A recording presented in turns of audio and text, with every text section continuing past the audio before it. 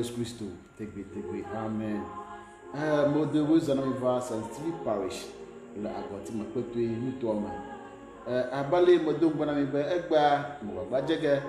alabe enyakla Father Anthony Ahiabo. Mi afa monoge alankude nyenye fida kokwe aro Good Friday nchia gamaso ba nyaha wana to hima venam ni jemfefia cho ya wora kokwe o fienje wora kokwe alabe egba fida gba ha mi la pama alabe mi nkulagede nsuta odna rusuta odna fida kokwe doa mi nkulagede mu maglobo ha ta do gbeta shida na je bia la sho no ba bia atadura to mi kwa mpomo aro mo gba Facebook alaba na edura kwa ma de biaga de o nkoma alaba Father na dom nawo makomo nkoko ma do bona Father o kateke mi akpom la finia alaba ma biaba wono plemi alaba wane ogemila waje fiato ajegato banya maga gugamwa ma ko Father Anthony Ahiabo de apama Father wezo ayo for promise wala doji yo ha awe do abiaba na je gomna mi kula gbadodora plus ba wana na ayiji le mo wonko mi adok beda le tola la villa ko bo villa wonko amen amen ma ofofo sekatanto fiancia mi gala pe damna de lolo gas ne do na milata lolo yike obe ne va zo mebeto befu ekude miata mi bia be na ho mi ape ji obe mi ato ase amlima gas ya gome be miatão anu agbe aba mesi opo gome le dogas no de miata lame no ko mi fiansia ha apere mi awon ti be miato ase onya ogome miato anu agbe do e bia si ato Kristo mi apeto la konkome amen amen le tola la villa ko bo villa konkome amen Father mo da ko be ga promi da shina ma obe ono plumi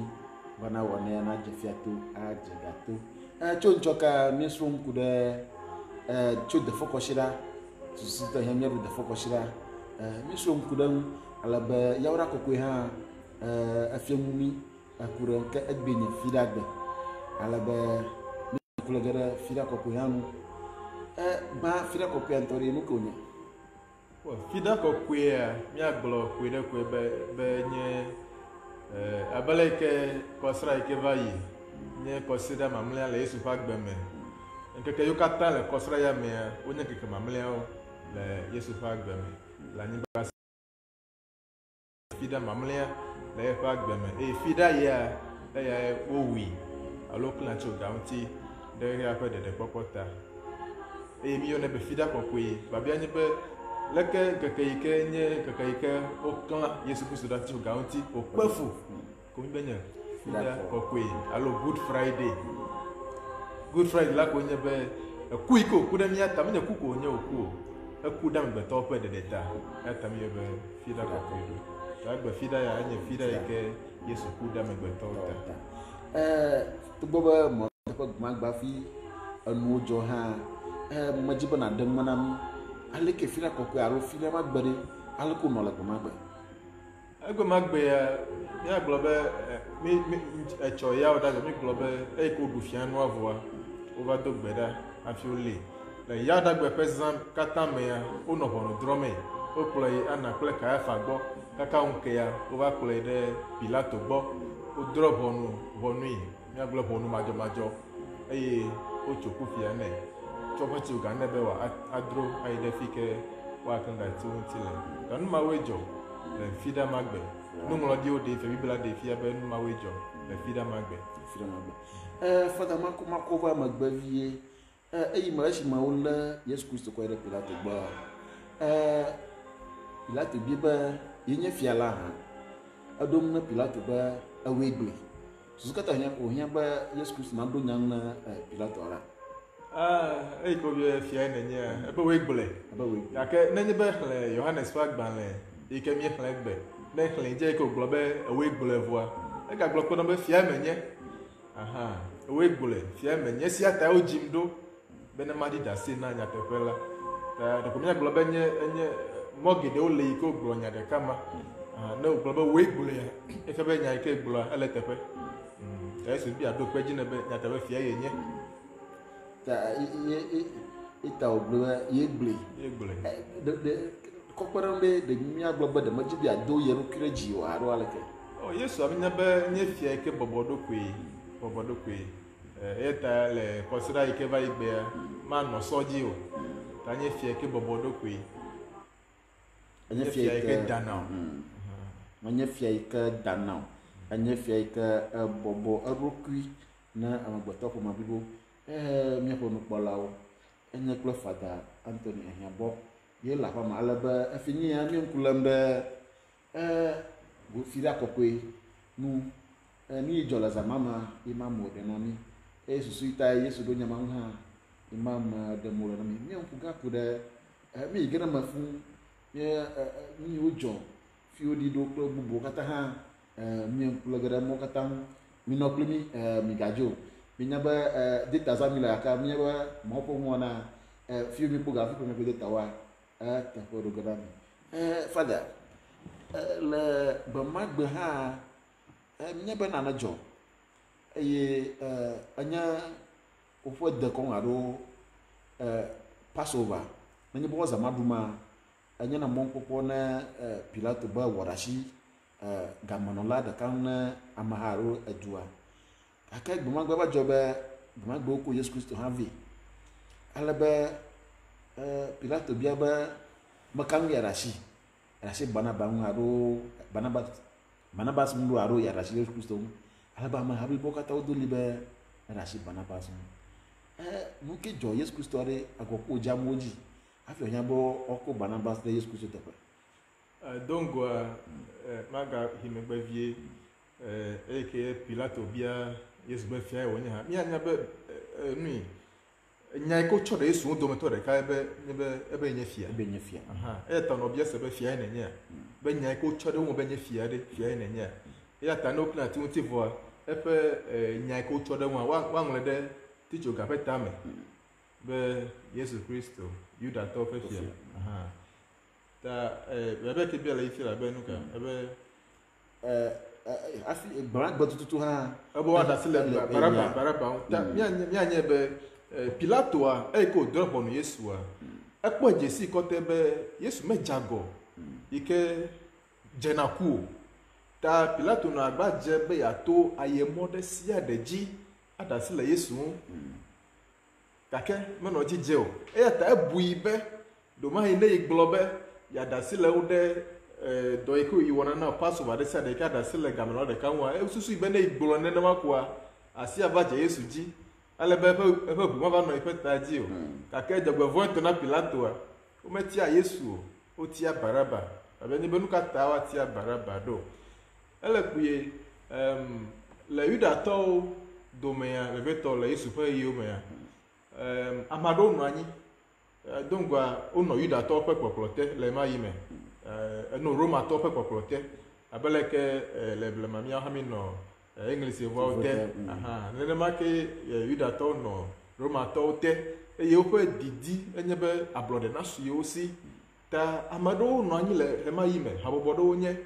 yi ke nye ɖokuisinɔnɔ habɔmenɔlawo Yesu ƒe nusrɔ̃lawo dometɔ ɖeka hã enɔ wo me Simon ɖeka ɖe enɔ wo dome eye ame yawoa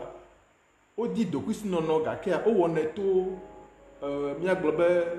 mɔ madzɔmadzɔ aɖewo dzi wowɔnɛ kple kalẽ ɖe tɔgbi awu amewo hlɔdonuwo wɔna hlɔdonuwo kple sudɔnuka yewoakpɔ ablɔɖe ta Baraba ya enye ame mawo dometɔ ɖeka yi ke wuna ame alo nye dugbala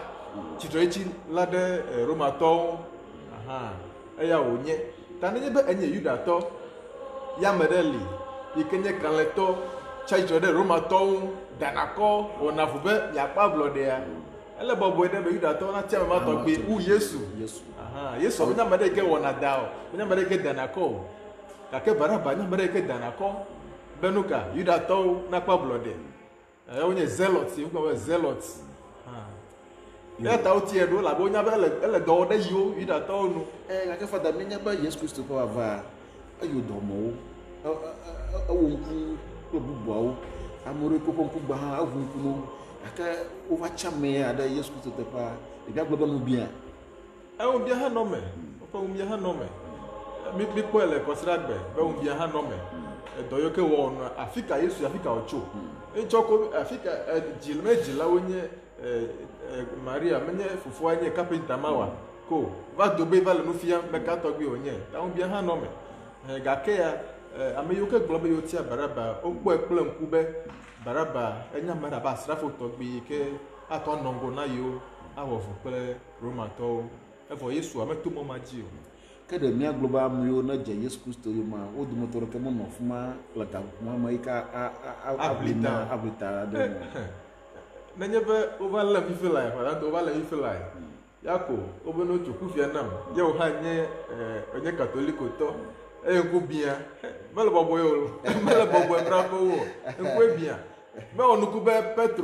Petro ike no ana kwe ka fa go le zamama de tu vivre ko bia se ba Petro o apo ha no abola me kule Yesu Petro be menya Yesu po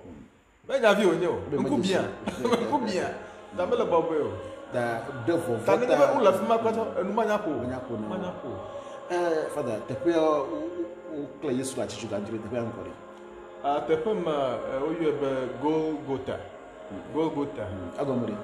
anya metakoli pe Golgotha gobe ko nya metakoli pe alebe le Latin be me anye Calvaria la ametakoli le Latin be me Calvaria tasgede asebe Calvaria toji nye Latin ike ko me nya metakoli pe Golgotha alo Calvaria yo nyamsro mananasro makaji ba wo ha nanasro susitai amahau aro amyo na je Yesu yoma umote bli Yesu tala ka pokuma mo ima menese nya mono do kinya biamba do fia ba Yesu Kristo amyo ko na amyo ko fo amyo ko fo amyo ovu ko na ko amyo ovu to na sambe amyo modu motore kere moli obli Yesu tala ka pokuma mo akema fadare amma yonani uche vya ba Cornelius Dominga church ko mi church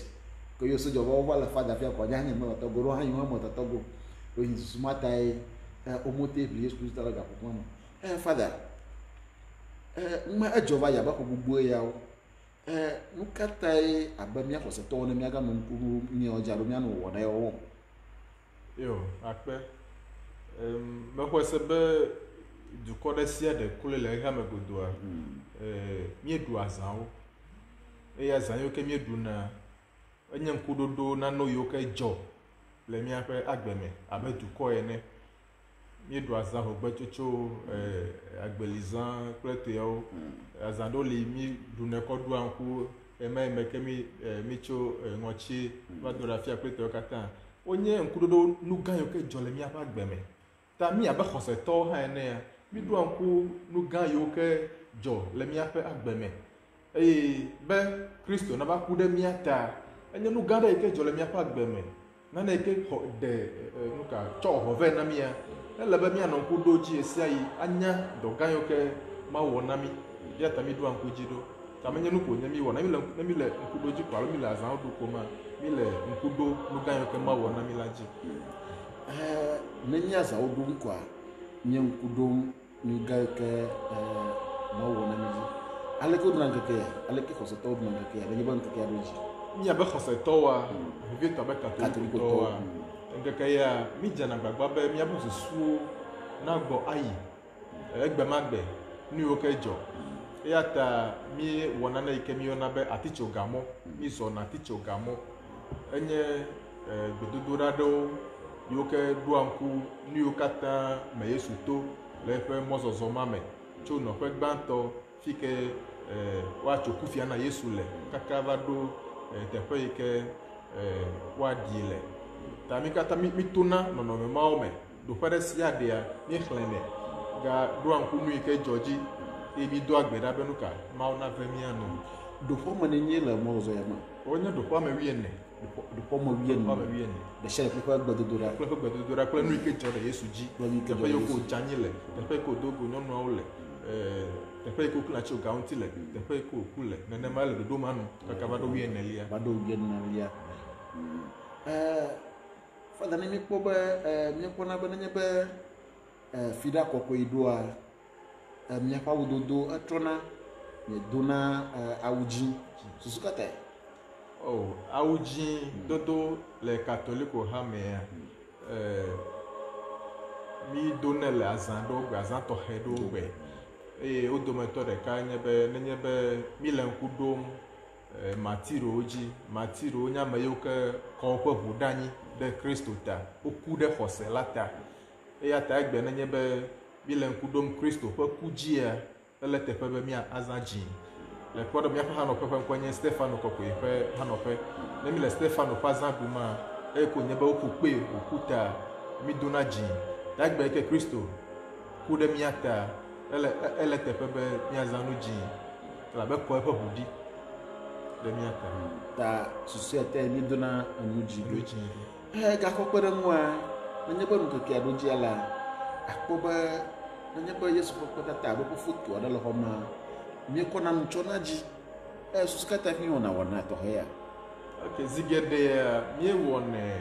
le Yawuda kɔkɔe ƒe fia misa me ko ame ɖewo wɔnɛ kɔsra yi ke do ŋgɔ na Yawuda kɔkɔea gake ame gbogbotɔ wɔnɛ Yawuda fia me nenye be mi wɔ kɔnuawo vɔa ele be nenye be nɔnɔmetata ɖewo le gbedoxɔ mea mi ɖena wo ɖa le gbedoxɔ me alo yiwo ke mata ɖe le gbedoxɔ me ya atsyɔnuwo babia be susu katae so nye be gbe sia gbea mi le nu yawo kpɔm gbe sia gbe titsoga mi le kpɔm gbe sia gbe ta nenye be gbe ɖeka ko na amedzro nenye gɔ hã yi ko ne ge ɖe gbedoxɔ me yi ko ne kpɔ be wotsyɔ nu nanewo dzi le gbedoxɔ mea alo nane yiwo ke nɔ anyi tsã womegali wa enumake nuke dzɔdzɔm nane dzɔdzɔm ta nenye be mi wɔ nenema koa ya susu vana zi ɖeka be ne le dzɔdzɔm mi do nɔnɔme tɔxɛ aɖe mi do ɣi tɔxɛ aɖe me ta le be leke mi ale mia ɖogo hã ele tɔxɛ eye velia hã ne mi tsɔ nuwo dzi nenema nɔnɔmea ŋutɔ nye be nua nanɔ anyi nenema ta ne be wotsɔ nu dzia babia nye be o eyi ke wotsɔ nu yawo dzi ɖe ɖeka yie wogbɔna enu ɖege le wo dzi yi ke anye gege ɖe Easter me ta míaƒe dziwo míaƒe susuwo katã enɔna dzi be ɖeka yie woaɖe nu yawo ɖa míaƒe dzi ku ɖe Easter kɔsra yi ke gbɔnawo neva kava susu ma tae mi tsɔna nuwo dzi ɖo alebe ne nyakpɔe kɔ nya be mi ge ɖe heyi tɔxɛ aɖe me eye míanɔ didim be heyi ma no ava yi kaba alebe míatɔ age ɖe Easter kɔsra akpɔ dzidzɔ. Yo míaƒe nukpɔlawo anya kple fada Anthony Anyabɔ yi le aƒe me alebe mi ŋku lém ɖe fi ɖa kɔkɔe ƒe enu wɔnawo nu susu tae nenye be fi ɖa kɔkɔe ɖo wotsɔna nu eŋuwo dzia ima mo ɖe na mi nu mia gbɔ mana mi habɔkɔ gake alebe ema megbea miedze kpo dzi gana me.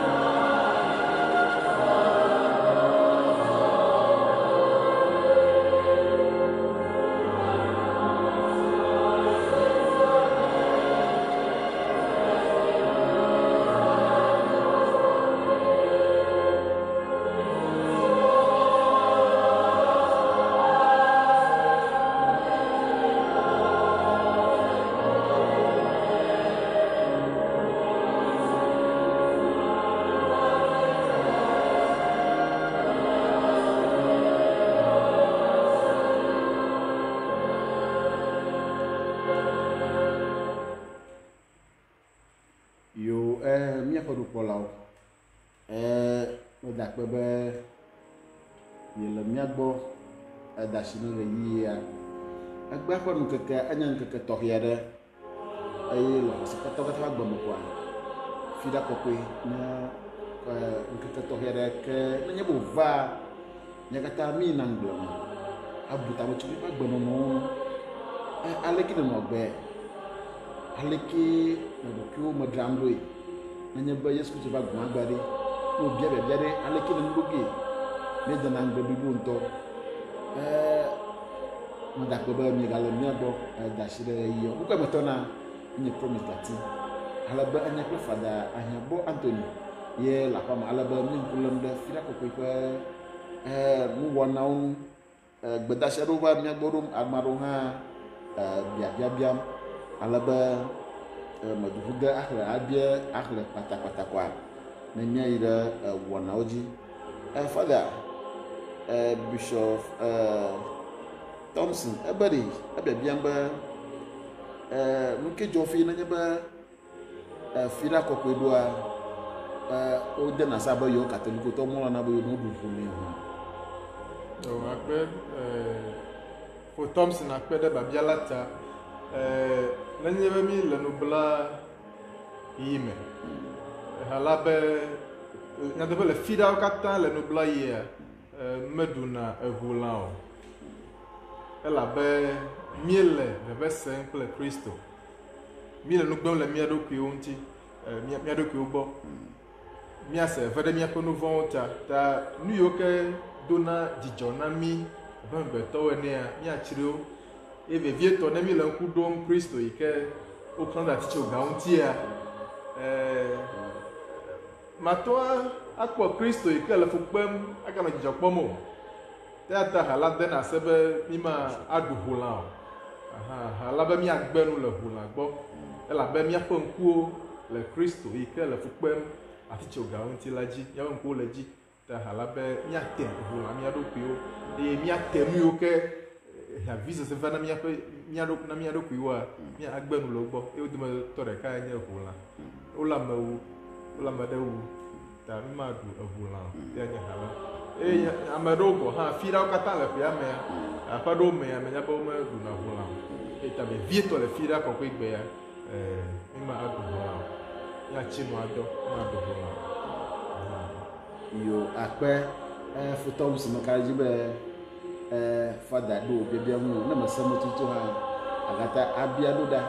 fada Daniel Vivian Fafali hã ebiabiam be le atitsoga ŋua Yesu Kristo doli gblɔ bena my God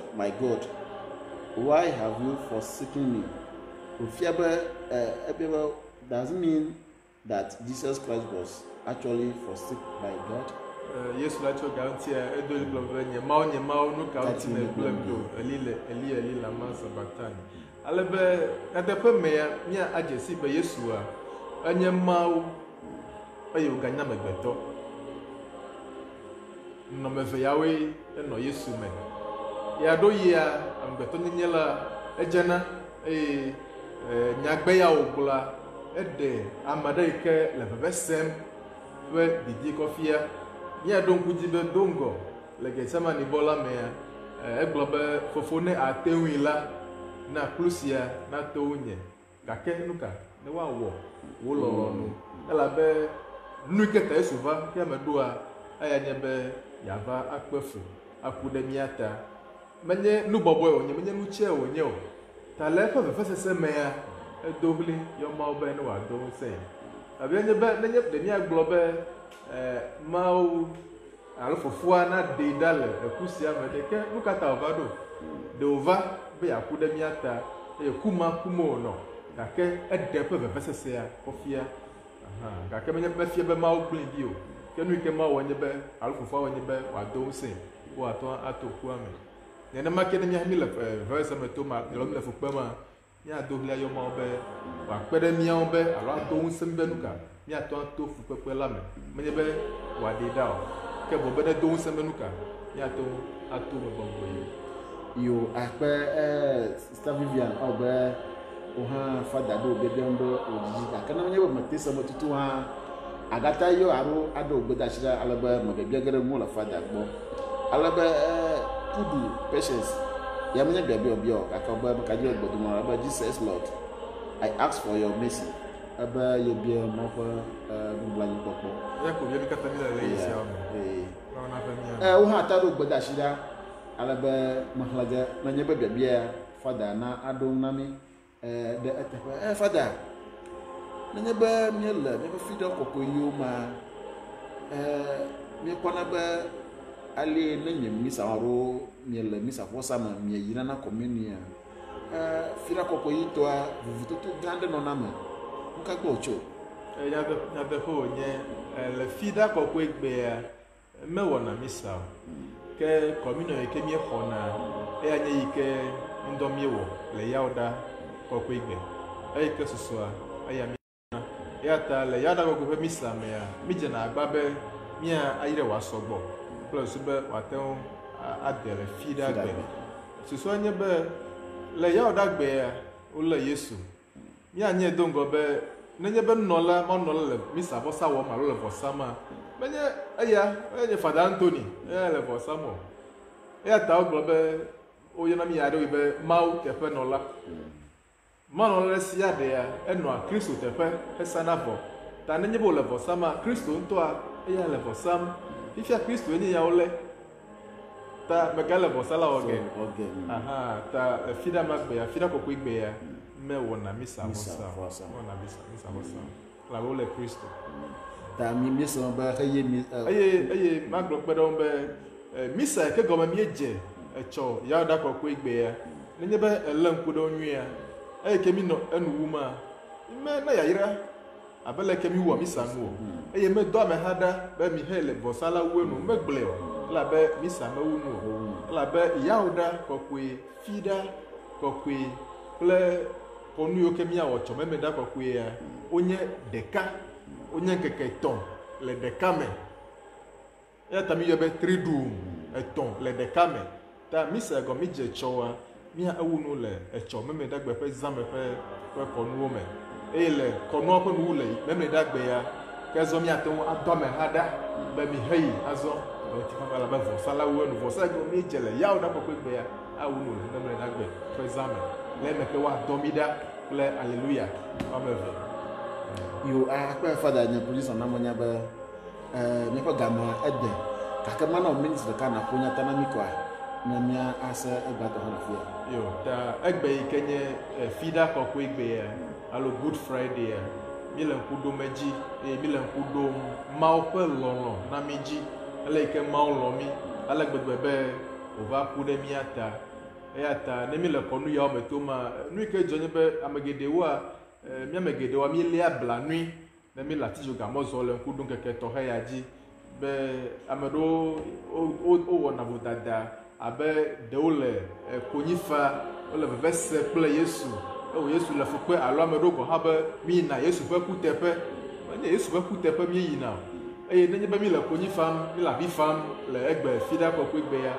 mega favi de Yesu ke le fukwe mtao la be de mi adon pe anto gbona nyo no be mega favi de no nyo fa de mi anto le mi avio pe no volta ta avi ke mi afa egbe ya lo vi ke mi fa egbe ya enye de mianto ko nu volta nya ko nu volta Kristo va kudo ya tani mi le konyifa egbe ya ele bo anye de mianto ko nu volta wa pe de mian be no ka mi atro mi ape agbeno no ya ta mi le fida kokko ya odundo ta mi do metode sia da ahia be ya dengle tu mi afa agbe onti no ka mi gbe le mi afa agbe onti no van gbe no ka we le mi afa agbe me no ka mi ato han de le mi afa agbe me ke fida kokko ya ade vinami manye nu ke me mi atoko ava ya be mi le wo pese apo ele be mi adengle tu mi afa agbe onti ade no van gbe no le mi afa agbe me mi ano klalo be mi ano agbejaje aje Kristo yo Father akpe echo mi no ajoroma amrena manya be nyefagba baro ke fagba elulu nto tamanau etugbe de business na manya be gamada ha mana mi to bove alaba na gba enyo mi glofia kwa na gbere ye fugbo ma vivi kwa afemia asset better afia. So my dear friends watching us on Facebook Good evening to you. This evening we have talked and discussed about Good Friday, what it is, what we do as Christians, and how it benefits us as Christians. Good Friday is the last Friday in the life of Jesus, the day that he was crucified, he died for us. That is what we recall on this day. And on this day, we know that as Catholics and some Christians, we do the way of the cross, 14 stations where we recall all the stations that Jesus went through and is dying for us. There are 14 stations which depict all the stations all the things that happened to Jesus on this way of the cross. What does this mean for us as Christians? On this day, we are to reflect not so much on the pains that Jesus went through, but we are to reflect on what caused the pain, our sins. And so we are to reflect on our lives, notice those occasions of sin in our lives, and then try to make amends and lead good lives. That is the only way Good Friday can be beneficial to us as Christians. It's not a funeral for Jesus, no, but it's a time for us to feel sorrow for our sins and then repent of them. I think that's all about Good Friday.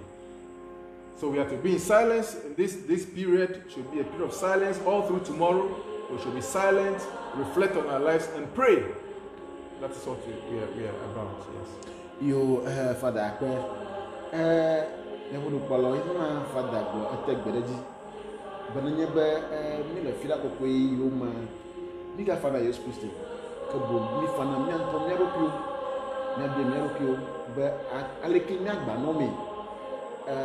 Me gledongo. Be ye nye yi to hiare. E ke mi katoliko to arabo ko se to na mi na mi aropio mo. Agere mi fa gbono no mo. Akuba leki mi no mi. Anyua, manyua. Miento mia agba awrodo abi choke be mauna vo mian bana mio me ko wona wa na no balike Yesu Kristo na go va yene afia maga agba to hasa gado ya ko yin promise gati alabe enya ko Father Anthony Anyabo miawe no kwa ma alabe mi de mana mi kude fira ko ko yen Sesri parish enye afia mi ko mi twe mako monko ko ya adakpe na amu kata jagba alodomemi alabami mi agboron la eyiyo ma mi dakpe na mi tohi ma una do mi akpa mbogbo te kona mi na nya poto jima no ene bi akpere mi amha amore le fa ba na gere mi ajila yi le shiara ma mauga na no plemi na je ko zabon mi do agbe